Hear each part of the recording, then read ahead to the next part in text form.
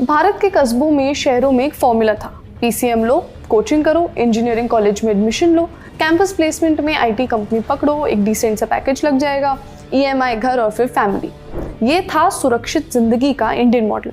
इसमें नाम आता था टाटा कंसल्टेंसी सर्विसेज का, इन्फोसिस, विप्रो। लेकिन अब टीसीएस के चेयरमैन ने खुले मंच पर कह दिया है कि अगले 3 साल में टीसीएस के पास जितने इंसान बतौर एम्प्लॉयज होंगे, उतने ही एआई यानी आर्टिफिशियल इंटेलिजेंस के एजेंट्स भी होंगे। उन्होंने कहा कि अब हम कम लोगों को हायर करेंगे।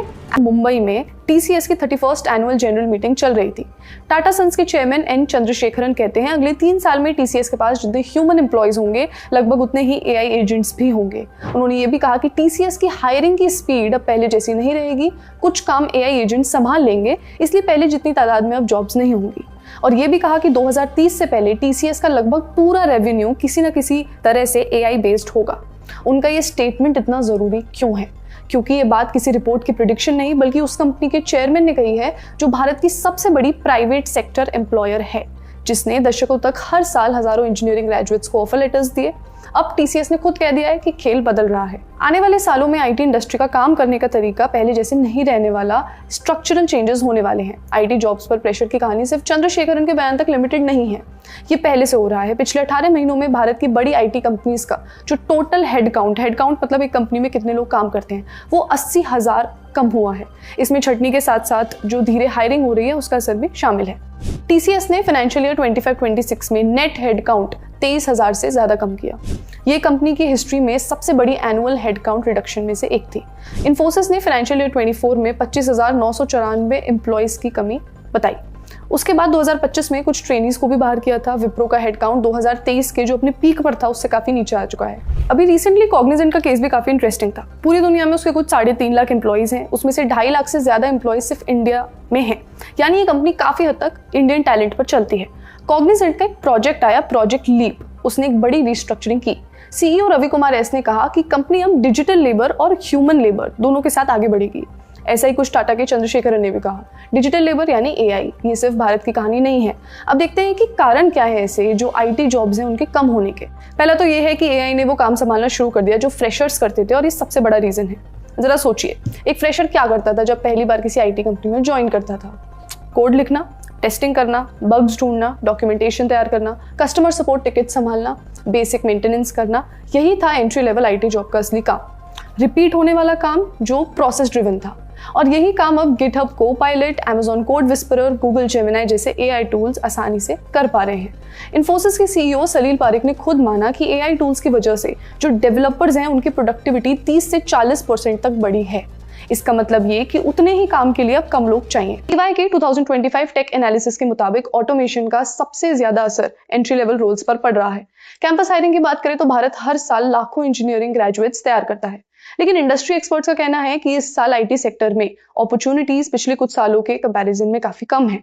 ऑटोमेशन ने रिपीट होने वाले कई कामों की जरूरत कम कर दी है। बीपीओ और कस्टमर सपोर्ट भी इससे नहीं बचा।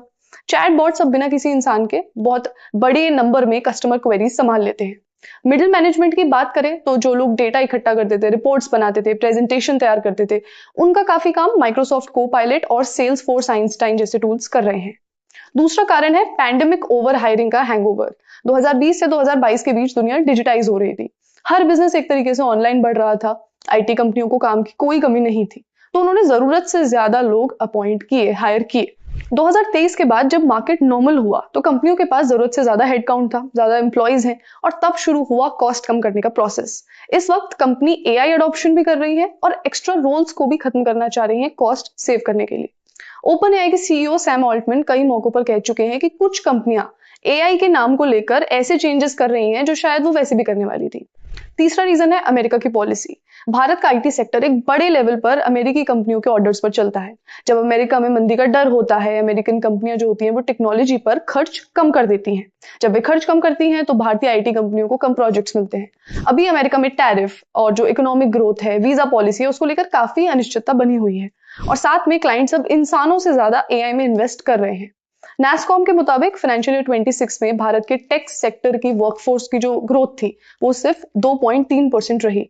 एक टाइम पे डबल डिजिट्स में हुआ करती थी। देखिए, आईटी सेक्टर भारत की जीडीपी का लगभग 7.5% है।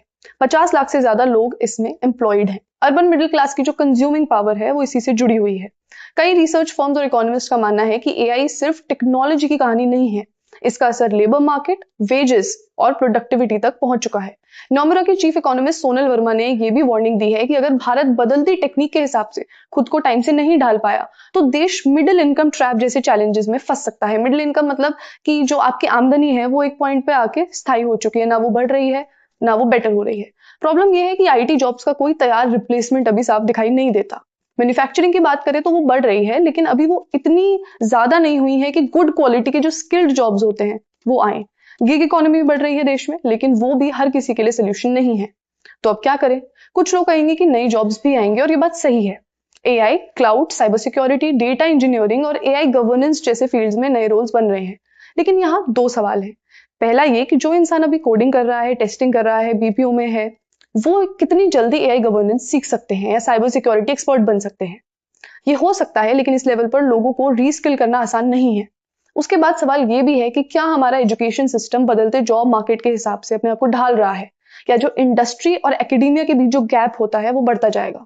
आइए एक्सपर्ट को सुनते हैं। मुझे ये भी महसूस होता है कि आने वाले एआई के जॉब्स पर खतरे को देखते हुए अब समय आ गया है कि भारत की जो प्राइमरी एजुकेशन है, 5वीं या 8वीं क्लास से स्कूल में, वहां पर एआई को इंट्रोड्यूस कर देना चाहिए, जिससे कि जब स्कूल से पास आउट होके बच्चा निकले तो उसकी काफी हद तक एआई एप्लीकेशन बन चुकी हो, एआई में एप्टीट्यूड बन चुका। उसके बाद किसी भी स्ट्रीम में, चाहे वो एचआर में हो, लीगल में हो, फाइनेंस में हो, अकाउंटिंग में हो, किसी भी फील्ड में हो, तो एआई करिकुलम उसको साथ लगा रहना चाहिए, वो छोड़े नहीं। क्योंकि अगर वो एआई से हट के इन स्ट्रीम्स को फॉलो करेगा तो कहीं ना कहीं उसकी नौकरी पर आगे जाके खतरा बनाएगा। अगर एआई स्किल्स को साथ साथ इन स्ट्रीम से जोड़कर चलेगा तो मुझे लगता है वो बहुत ही कामयाब होकर निकल सकता है। हिस्ट्री में जब भी कोई इंडस्ट्रियल रेवोल्यूशन हुआ है, उसने कुछ जॉब्स खत्म की हैं और कुछ बनाई हैं। एआई रेवोल्यूशन भी शायद ऐसा ही हो, ऐसे एक्सपर्ट्स कह रहे हैं। यानी गेम बदल रहा है, नए रूल्स हैं, नई स्किल्स चाहिए, और जो नहीं बदलेगा वो पीछे रह जाएगा। क्या आपका इससे जुड़ा कोई एक्सपीरियंस है, आईटी जॉब से जुड़ा हुआ, या एआई की वजह से क्या आपके जॉब में कोई चेंजेस आए हैं? हमें कमेंट्स में जरूर बताएं।